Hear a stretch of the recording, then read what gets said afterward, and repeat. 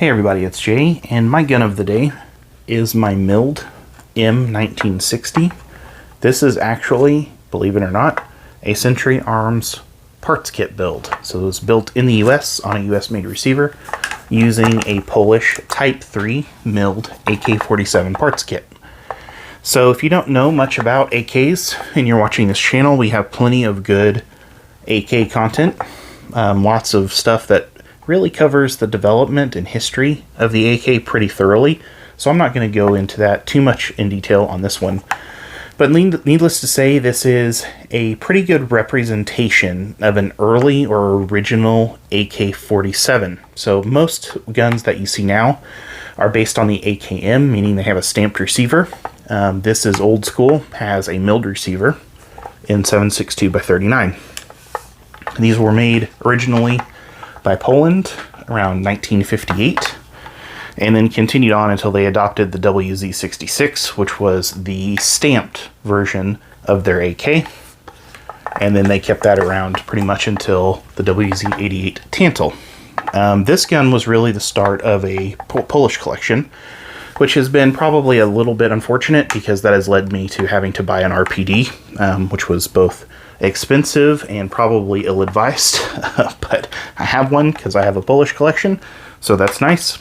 This is not the earliest AK that I ever got for myself, but it is one of the earliest, and it's the second earliest one that I still have. The very first AK that I bought for myself was an AES-10B. I found out about some guy not too far away from me, about an hour and a half away from where I lived, that had an AES-10B for sale. So I reached out to him, and he had me come by and pick it up, and that person, of course, was Misha. So bought my first AK from him. That's how we met many years ago at this point. But he gave me a call one day and said, hey, these milled 1960s came up from Century, and really what they are is, explain to me about the Type 3, and they'd been out of production for a bit, and these were one of those found-in-the-back type guns from Century. So what Misha's theory is they keep a few back for warranty purposes in case they have to replace any, and then they release them over time. But I didn't overpay for it. I think I got it for around $650, $680, somewhere around there. And of course they go for more than that nowadays because they've been out of production for so long. This is probably one of the rare instances, maybe not rare. Century can be pretty hit or miss, come to find out, turns out. Some of their builds are fine, some of them are very bad, and there doesn't seem to be any rhyme or reason. Certain specific lines of guns seem to fare better than others, but this just happens to be one that, as far as I'm aware, everything that I've seen online, they seem to be generally pretty well received, and mine has been pretty great. The only problems I've really had with it, initially, the front sight was canted, and by that I mean the actual whole, the turret itself was canted. That was something that we used to see a lot on Century built guns, and on Century imported guns, like on the Wassers, was pretty common. So what I did to fix that, and again, this I was pretty early on in my gun knowledge at the time, is I laid it down on the floor and put some weight on it myself, and smacked the front sight with a rubber mallet really hard in the direction I needed it to go, and that straightened it out. I was able to straighten my sights out from there. So that fixed it, and because this is not attached to like a gas port or anything like that, like realigning that doesn't really have any impact on anything other than the sight. So that's what I did to fix it. Not saying that that's what you should do if you have canted sights, but haven't had any issues with that ever since. The front sight as well, this is before all this happened, cracked. Not the front sight turret, but the actual little bit there cracked and fell out one day. This was, again, before I had to straighten it out.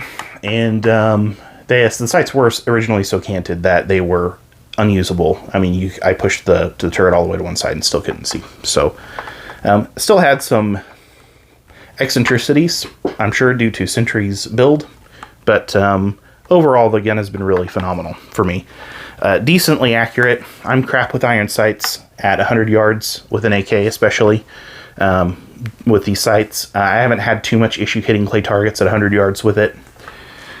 The thing that I really like about this, though, 100% reliable as well, is I think if this was your first exposure to an AK, it might spoil you on AKs forever. And the reason is because the action, which is pretty common with Polish AKs, especially with these polished bolt carrier groups, is so smooth. It's going to be hard to really articulate on video, but it's like butter on polished glass. The only real hitch is whenever the bolt carrier travels over the hammer group, and even then, it's just ridiculously smooth. If you've been following our AK content for any length of time, really, you'll know that we generally find Polish AKs to be about the smoothest AKs available, and especially the WBPs and the Radom AKs. So, and this is no exception. This mid-century is no exception. It's just incredibly smooth. Of course, it has a Tapco G2 trigger group in it.